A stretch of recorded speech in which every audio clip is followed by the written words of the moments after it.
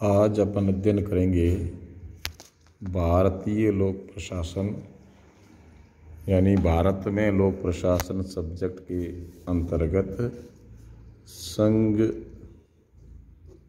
कार्यपालिका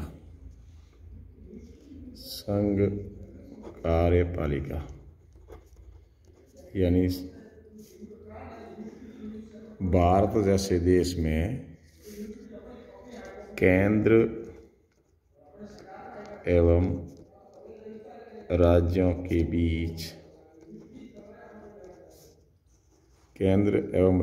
बीच जो लोकतंत्र की व्यवस्था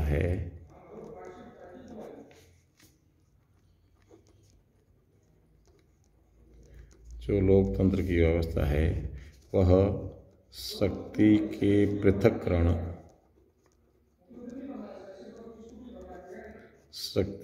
पृथक्करण के सिद्धांत पर आधारित है।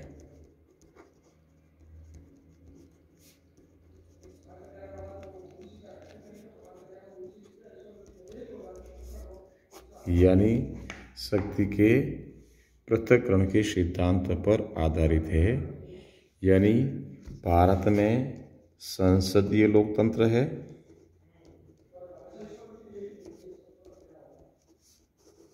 और शक्ति पृथक्करण का सिद्धांत है। शक्ति पृथक्करण का सिद्धांत लोकतंत्र में शक्ति पृथक्करण का सिद्धांत का मतलब हुआ केंद्र व राज्यों के बीच जो संघीय ढांचा है उनके बीच विधायी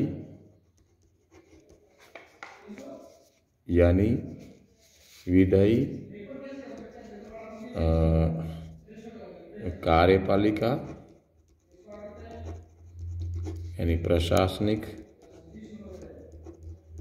और विधायी यानी कानून निर्माण से संबंधित कानून या विधि निर्माण से संबंधित कार्यपालिका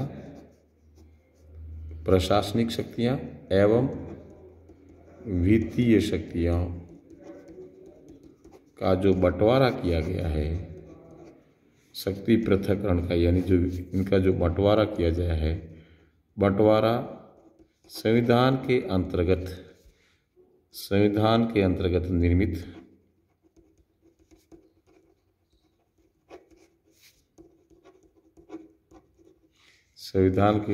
निर्मित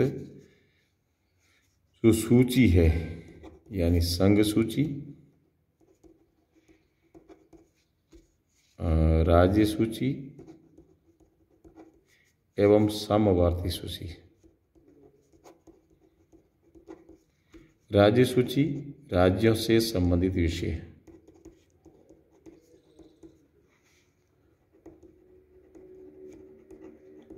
रखे हैं।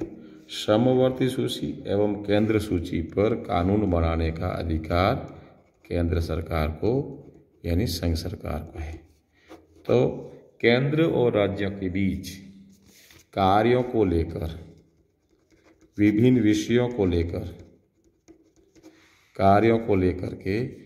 विषयों संबंधित विषयों को लेकर के उनके कार्यों का विषयों का बंटवारा किया गया है और इसी बंटवारे में कानून विधायी शक्तियाँ कार्यपालिका यानी प्रशासनिक शक्तियाँ और वित्तीय शक्तियाँ इवन न्यायपालिका की शक्तियाँ भी कहना चाहिए। वो तो एक इंडिपेंडेंट न्यायपालिका की शक्तियाँ तो एक न्यायिक व्यवस्था के अंतर्गत है, परंतु इन सूचियों के माध्यम से केंद्रीय सूची संघ सूची और राज्य सूची यानी इनके बीच में कामों का बंटवारा कर लेकर के इनकी शक्तियों का बंटवारा किया गया है। यानी शक्तियों का बंटवारा ही शक्ति पृथक्करण का सिद्धांत है। अपने आप में स्वतंत्र भी है और अपने आप में राज्यों को स्वतंत्र भी बनाया गया है, परंतु कहीं न कहीं एकाधिकार देश की एकता और अखंडता को बनाए रखने के लिए न्याय व्यवस्था को सुचारू रूप से चलाने के लिए एक इनको स्वतंत्र राज्यों को स्वतंत्र रखने के उपरांत भी मोनोपोली एकाधिकार केंद्र सरकार का रहता है। संघ सरकार का मतलब इसके ऊपर एकाधिकार की स्थिति बनी हुई है। अब चूंकि अपने आप में इन सारी व्यवस्थाओं को केंद्र और राज्यों के बीच, केंद्र व राज्यों के बीच इनकी शक्तियों को कार्यों के बंटवारे के साथ, कार्यों के बंटवारे के साथ जो कार्यपालिका का कार्य है,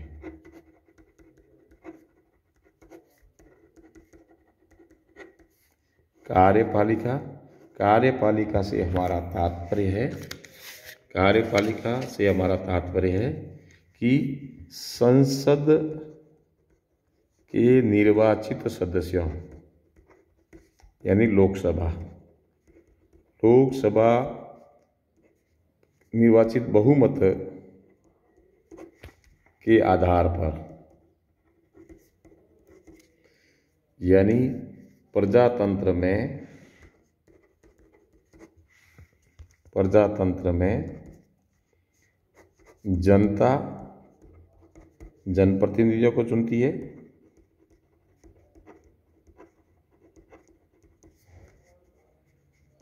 का चुनाव करती है और जनप्रतिनिधियों के चुनाव के माध्यम से जो जनप्रतिनिधि संसद में यानी लोकसभा में जिनका बहुमत होता है, वही उस बहुमत के आधार पर इनकी संपूर्ण शक्तियां, जो जनता ने संपूर्ण शक्तियां यानी नीति निर्माण से लेकर लागू करने एवं उस पर नियंत्रण रखने, नीति निर्माण से लेकर उसको लागू करने की प्रक्रिया को सौंपना और उसके ऊपर पूर्ण नियंत्रण रखना, ये पूरा का पूरा काम किसका है? विधायिका का, व्यवस्थापिका का। दूसरी भाषा में राजनीतिक